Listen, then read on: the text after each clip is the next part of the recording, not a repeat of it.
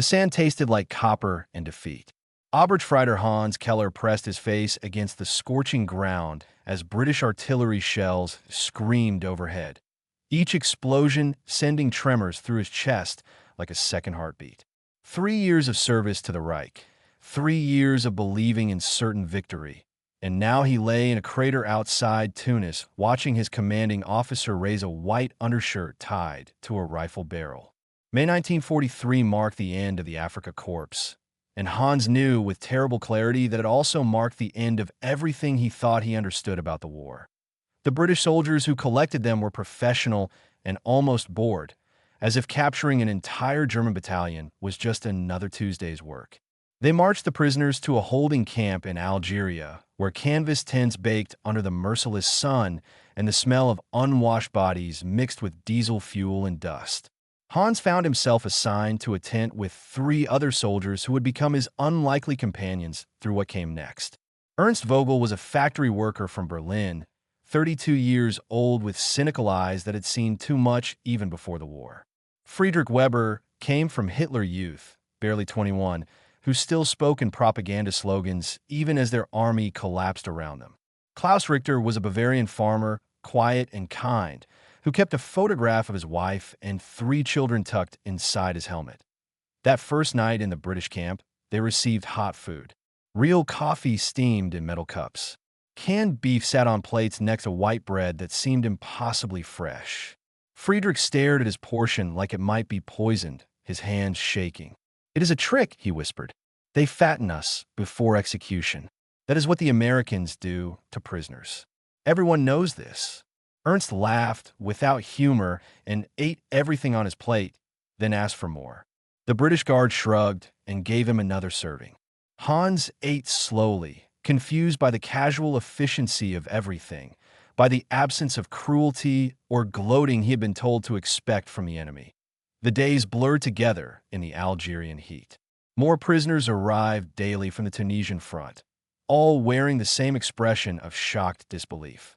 The Afrika Korps had been the pride of the Wehrmacht, Rommel's unstoppable desert force, and now it simply ceased to exist. At night, men whispered theories about where they would be sent next. Labor camps in England, someone said.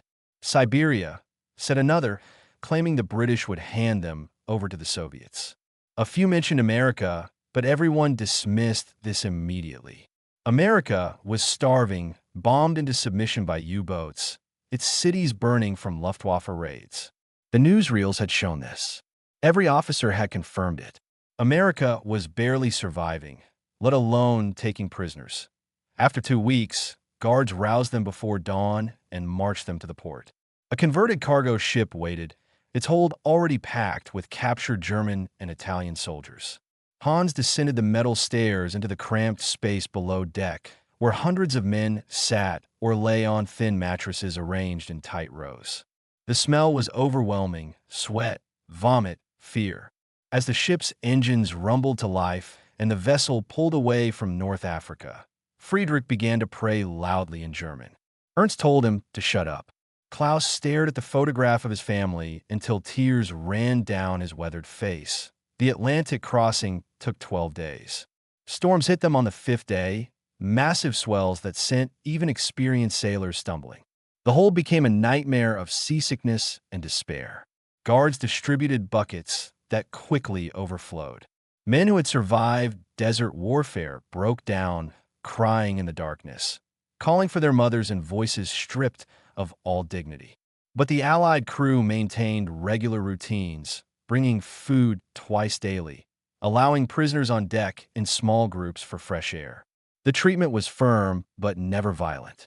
It contradicted every story Hans had heard about Allied savagery, about prisoners being tortured or shot, about the barbaric Americans who supposedly respected no laws of warfare done on the 10th day. Someone near a porthole started shouting.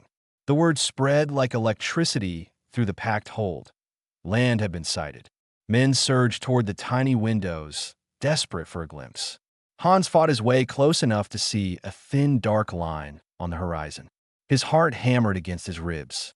Where were they? England seemed most likely, or perhaps Canada. Friedrich insisted they were being taken to a remote island for execution. Ernst said nothing, but his jaw was clenched tight enough to crack teeth.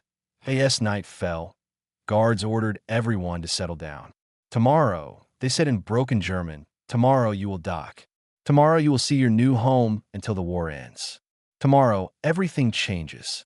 Hans lay on his thin mattress, surrounded by the breathing and whimpering of hundreds of defeated soldiers, and tried to imagine what waited beyond that dark horizon. He had been taught that the enemy was weak, desperate, nearly destroyed. He had believed in the Reich's inevitable victory with the faith of a true believer. But the evidence of his own eyes during this voyage had planted the first seeds of doubt. The British had food to spare. Their ships were well maintained. Their soldiers looked healthy and confident. Small cracks had appeared in Hans's certainty, and tomorrow those cracks would shatter completely, though he could not yet know how totally his understanding of the world would be destroyed by what he was about to see. The ship rocked gently in the dark Atlantic waters, carrying its cargo of defeated men toward a truth that would break them more thoroughly than any battlefield ever could.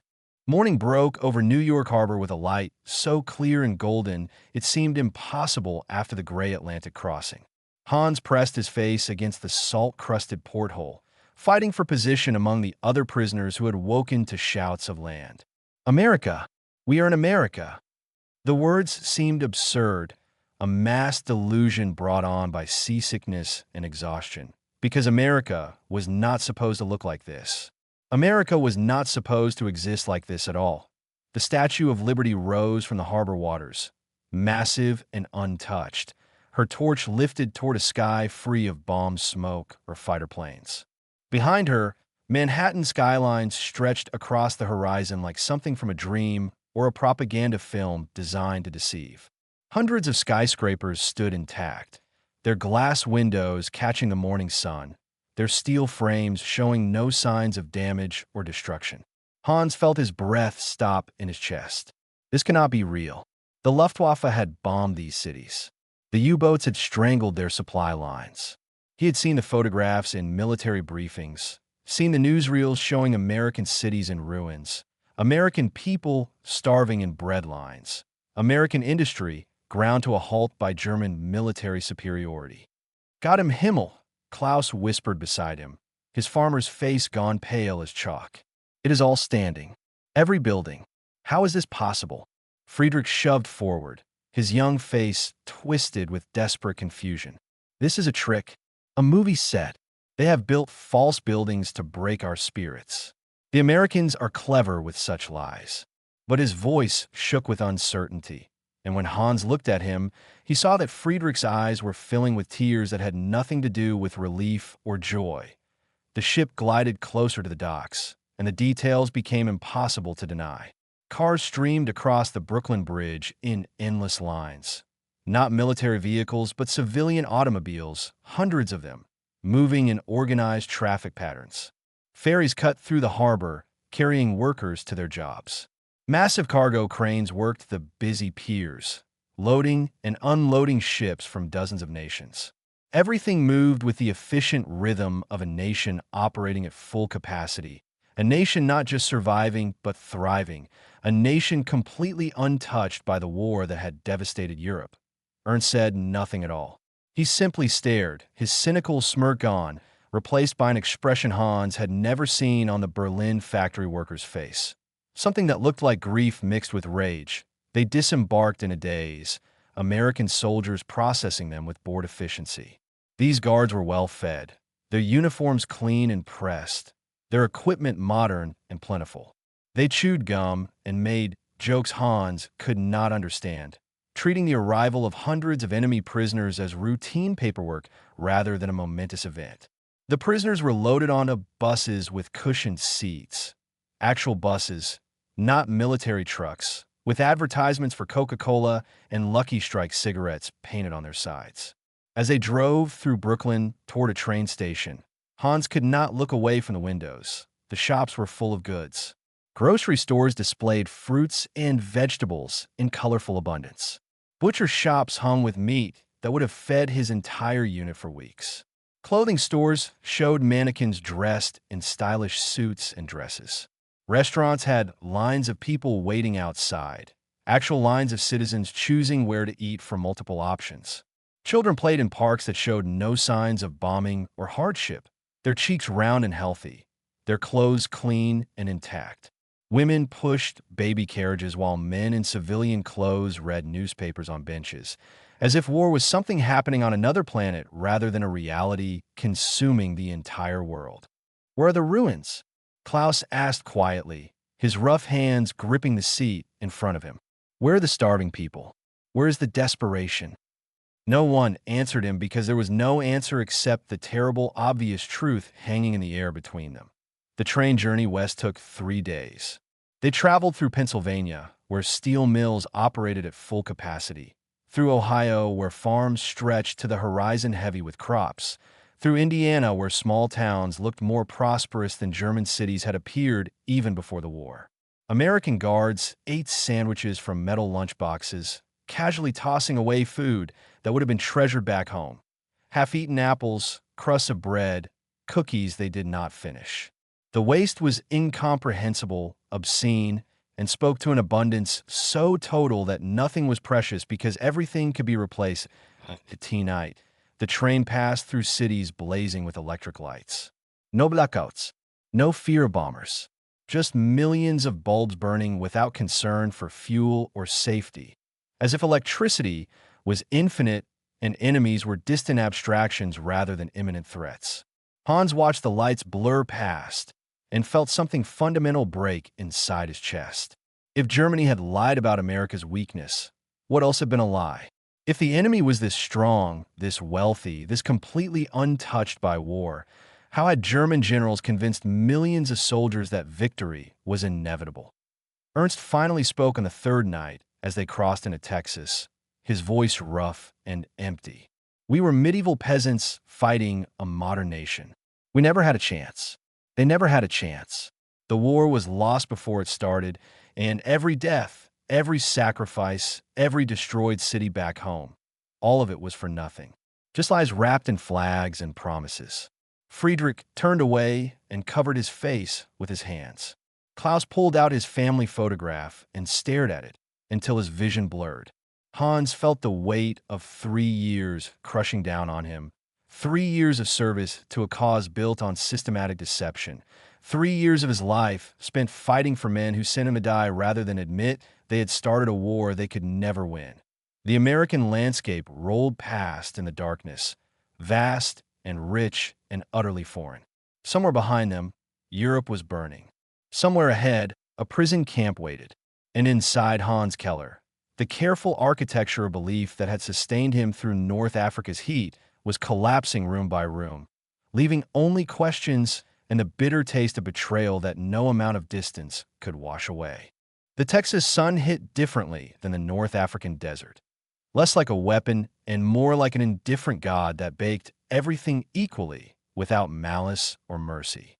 The POW camp sprawled across flat scrubland, rows of wooden barracks surrounded by wire fences and guard towers that seemed almost decorative given how thoroughly defeated the men inside them already were. Hans stood in the processing line on his first day, still numb from the train journey, and tried to understand what kind of prison provided each man with a bunk, 2 blankets, a metal locker, and 3 meals daily that exceeded Wehrmacht rations in both quality and quantity. The camp had a recreation yard, a small library with books in German, a canteen where prisoners could buy cigarettes and candy bars using scrip earned from work details. This was nothing like the concentration camps they had heard whispered about, nothing like the brutal labor facilities Hans had imagined. Friedrich could not accept any of it. Within a week, he had found the other true believers, the men who still wore their faith in the Reich like armor against reality. They held secret meetings in corners of the barracks, speaking in low voices about how this was all an elaborate American trick, how Germany would still win, how the Führer had secret weapons that would turn the tide any day now. Friedrich quoted Goebbels' speeches from memory and grew thinner despite the regular meals, his young face taking on a haunted quality that scared Hans more than any battlefield injury ever had. When Hans tried to talk to him, Friedrich would only say that loyalty was being tested, and those who wavered were traitors to the fatherland. Ernst chose the opposite path with the aggressive determination of a man who had nothing left to lose. He volunteered for every work detail available, desperate to leave the camp's wire boundaries. The Americans were happy to use prisoner labor. The Geneva Convention permitted it for non-military work, and with so many American men overseas fighting, farms and factories needed hands. Ernst worked in cotton fields alongside Mexican laborers, in food processing plants where he saw machines doing the work of 50 men, in construction sites where he learned American building techniques. He absorbed English like a man drowning who had found an air pocket, staying up late with a dictionary and a notebook, writing down every new word and phrase. At night, he told the others what he had seen. Supermarkets with entire aisles devoted to breakfast cereal alone, farms with tractors and combines that made German agricultural equipment look like medieval tools, families with multiple automobiles and houses full of electric appliances. "We were peasants," Ernst would say, his voice sharp with anger and something that might have been grief. "We were peasants who believed we were superior, and that belief killed millions for nothing." Klaus retreated inward, speaking less each week until he became almost invisible except when he tended the small camp garden plot. The Americans allowed prisoners to grow vegetables, and Klaus spent hours in the Texas dirt, his farmer's hands moving through familiar motions even as his mind processed the impossible. He became friends with an American guard named Jimmy Thompson, who came from an Iowa farm and spoke some broken German learned from his grandmother. They shared photographs. Klaus showed his wife Anna and their 3 children, while Jimmy showed his parents' 200-acre spread with its barn and tractor and dairy cows. The American farm was larger, more mechanized, more productive. Jimmy's family had electricity, running water, a telephone. They were just regular farmers, Jimmy said. Nothing special, just folks trying to make a living. Klaus would stare at those photographs long after their conversations ended, trying to reconcile what he saw with what he had been told about the American workers' desperate poverty. Hans existed somewhere between his 3 companions, watching them fracture while trying to hold himself together. He took English classes offered by the Red Cross. He read American newspapers and magazines that the camp library provided, trying to understand this strange nation that had defeated the Reich with such casual, overwhelming power. He learned about democracy, about immigration waves that had built the country from nothing, about a constitution that protected citizens from the government rather than the other way around. He read about the New Deal, about industrial capacity, about an economy that had somehow turned the Great Depression into the greatest military production system in human history. Every article, every photograph, every piece of information was another nail in the coffin of everything he had believed. The turning point came in late autumn when Red Cross packages arrived with letters from home. The packages had been delayed for months, traveling through damaged infrastructure and past military sensors. Hans's mother wrote in her careful handwriting that Cologne had been bombed repeatedly, that food was scarce, that children were being evacuated to the countryside to escape the raids. His father's factory was destroyed. His younger brother Martin had been killed on the Eastern Front in July, shot by a Russian sniper during a retreat. The letter was 6 months old. Martin had been dead for half a year, and Hans had not known, had been eating regular meals and sleeping in a clean bunk and studying English while his brother's body lay in some unmarked grave in Russia. That night, Hans could not sleep. He lay in his bunk staring at the ceiling while around him other men processed their own letters, their own losses, their own reckonings with what the war had cost. Friedrich's group chose that night to enforce discipline, attacking prisoners they deemed too friendly with Americans, too willing to accept defeat. The fight was brief and ugly, ending when guards intervened without firing a single shot, simply separating the men with practiced efficiency and transferring the ringleaders to different camps. Friedrich was not transferred. He was too junior, too obviously broken, but the fight seemed to drain the last of his belief. He stopped attending the secret meetings. He stopped quoting propaganda. He just lay in his bunk and stared at nothing. Hans made his decision while watching Friedrich disintegrate. He could not change the past, could not bring back Martin, or undo his 3 years of service to a cause built on lies. But he could choose who to become in whatever future existed after the war ended. He began studying with real purpose, attending every English class, reading everything he could find about American history and government, asking Jimmy Thompson questions about democracy and citizenship. Ernst noticed and grinned, calling him student and professor with something like approval. Klaus nodded quietly and showed Hans how to tend the garden, speaking about soil and seeds and the importance of planting things that would grow. The months passed. Winter came to Texas, brief and mild compared to Russian winters that were killing German soldiers by the thousands. More prisoners arrived from Europe, fresh from defeat, going through the same shock of discovering the real America. Hans watched them with weary recognition, seeing his younger self in their disbelief and confusion. The war was truly over. He understood now, even if the fighting continued. Germany had lost the moment it believed its own lies, and every day that passed just added to the bill that would eventually come due. The only question left was who would survive to pay it. The news reached the camp through American radio broadcasts on a warm May afternoon in 1945, the announcer's voice crackling with excitement that felt obscene to the men gathered in the mess hall, listening to words they had learned enough English to understand. Hitler was dead. Berlin had fallen. Germany had surrendered unconditionally. The war in Europe was over. Some prisoners wept openly, great heaving sobs that shook their bodies. Others sat in stunned silence, unable to process that the 1,000-year Reich had lasted exactly 12 years and ended in total defeat. A few of the remaining true believers shouted that it was American lies, propaganda, impossible, but their voices were hollow and desperate, and even they seemed to know the truth. Friedrich hanged himself that night using a bedsheet tied to a ceiling beam. They found him at dawn, his young face peaceful in a way it had never been during life, his pockets empty except for a photograph of his Hitler Youth uniform days and a small wooden cross his mother had given him. No note, no final words, just a silent exit from a world that had betrayed every promise it made to him. Hans and Ernst stood at the brief burial in the camp cemetery, a corner of Texas dirt that now held several German prisoners who had not survived imprisonment, some from illness, some from despair. Klaus spoke a simple prayer in his Bavarian dialect, his rough voice cracking on the words. "Forgive him, Lord. He was lied to.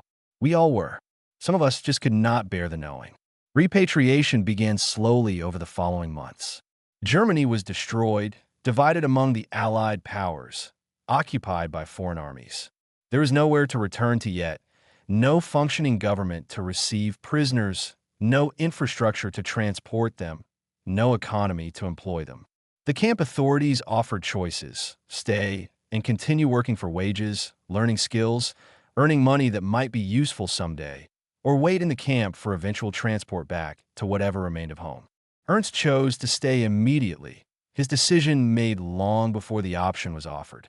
He had been working in an automotive repair shop, learning American mechanical techniques, saving his wages in a camp account, corresponding with the German-American community in Wisconsin about possible sponsorship if he could find a way to immigrate properly.